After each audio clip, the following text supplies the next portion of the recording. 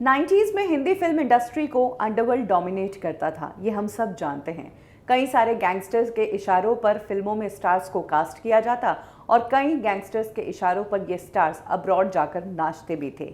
लेकिन आज 90s का एक ऐसा किस्सा सुनाऊंगी जहां पर एक गैंगस्टर बॉलीवुड के एक सुपरस्टार से इतना प्रभावित हुआ कि उससे पहली ही मीटिंग के बाद इस गैंगस्टर ने हीरो बनने की या हीरो या स्टार्स की दुनिया का हिस्सा बनने की तैयारी कर ली।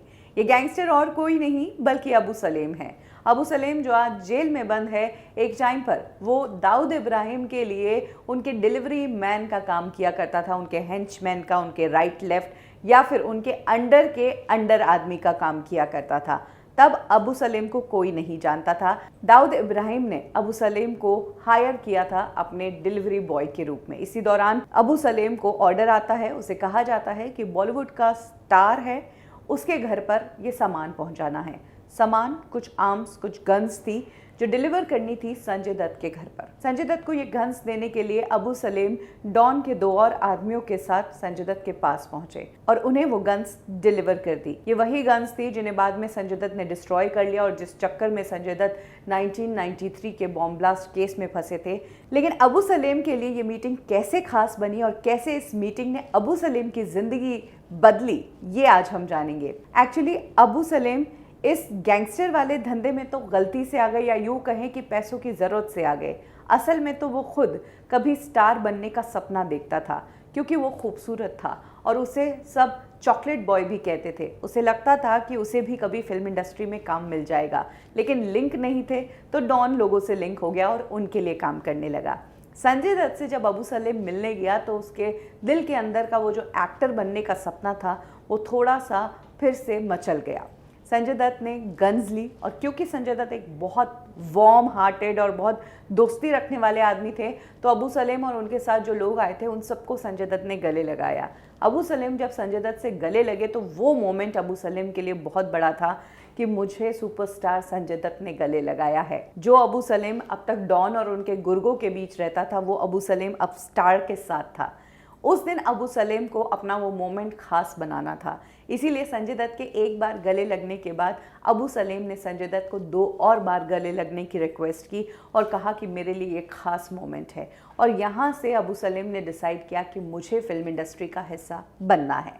अब एक्टर बनना तो मुश्किल था, कंपटीशन बहुत था और बैकिंग कुछ थी नहीं।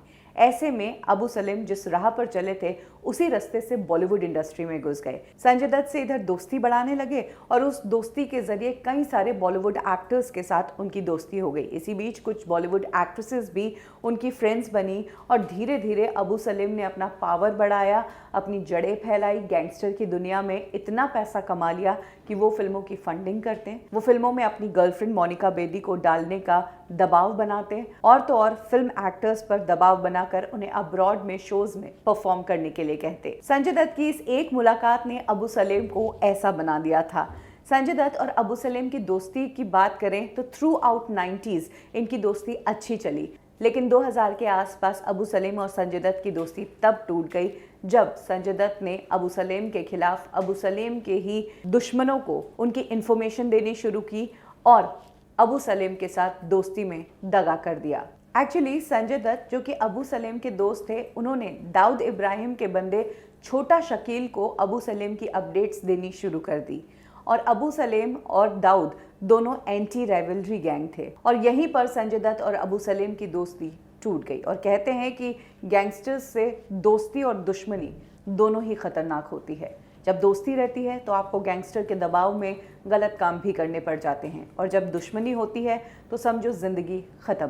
संजय दत्त की भी ज़िंदगी अबू सलेम ख़त्म करने वाले थे। इनफैक्ट कहते हैं कि मुंबई एयरपोर्ट पर संजय दत्त जब लैंड होने वाले थे तो उन्हें शूट करने के लिए 4 शूटर्स तक भेज दिए थे अबू सलेम ने। तो कुछ इस तरीके से अबू सलेम के साथ जो गहरी दोस्ती थी उसमें दगा करने के कारण संजय दत्त की जान पर बनाई थी।